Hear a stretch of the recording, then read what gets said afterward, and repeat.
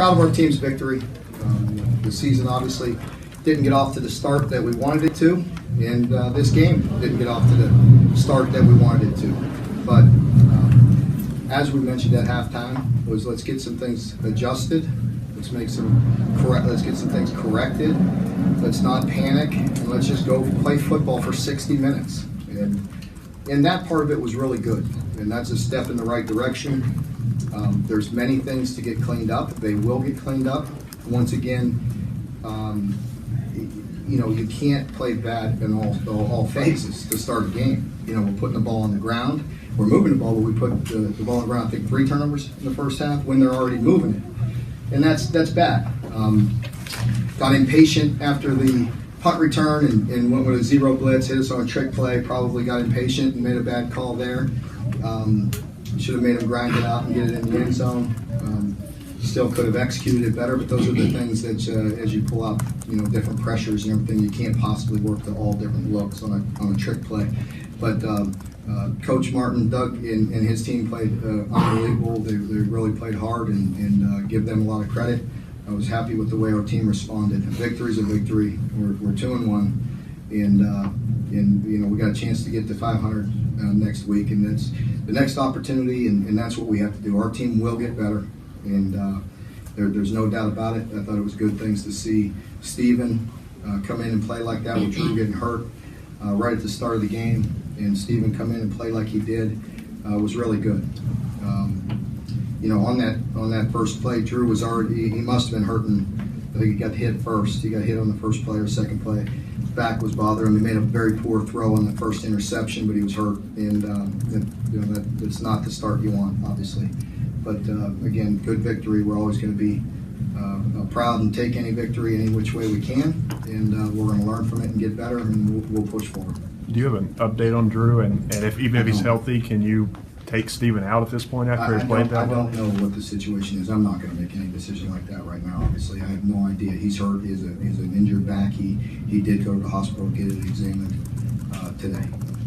Talk about Snell and his touchdowns, and he seemed to bounce off 1,000 tackles. Yeah, and that's what we've seen, and it was really good to get him some reps and get him in the game, and you see him keep those legs churning and pushing guys and playing physical, and he plays much more mature than a true freshman.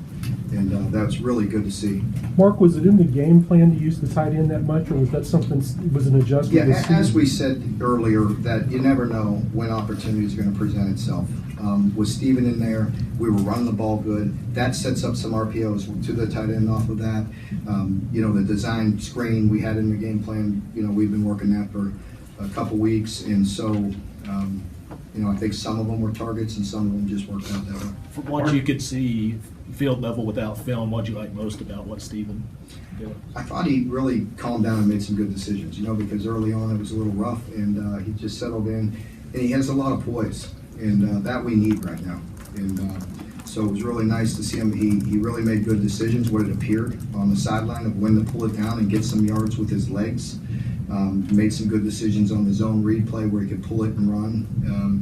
And made some good yards there. As you could see, we did that to them, and they certainly did that to us a few times. That gets aggravating when the quarterback can run it that way, get you a little off balance. And I thought Steven did that. And then when you get the run game going, and we could hit the RPO and hit the guys down the middle and tight end down the middle, and some guys off the run pass options, puts them in some tougher situations. Mark, what did they do to give your defense so much trouble where you ended up giving up 500 yards? Well, it wasn't good. It was a combination of things. It was I had talked all week about having a higher football IQ, and we didn't do that right with the first touchdown off of that split.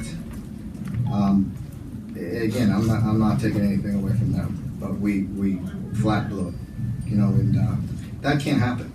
And we gave up, that touchdown to get you off kilter, get you out of whack right from the beginning. They got some aggravating yards. They were doing some things to us that we got fixed at halftime with how they were running the ball inside on us.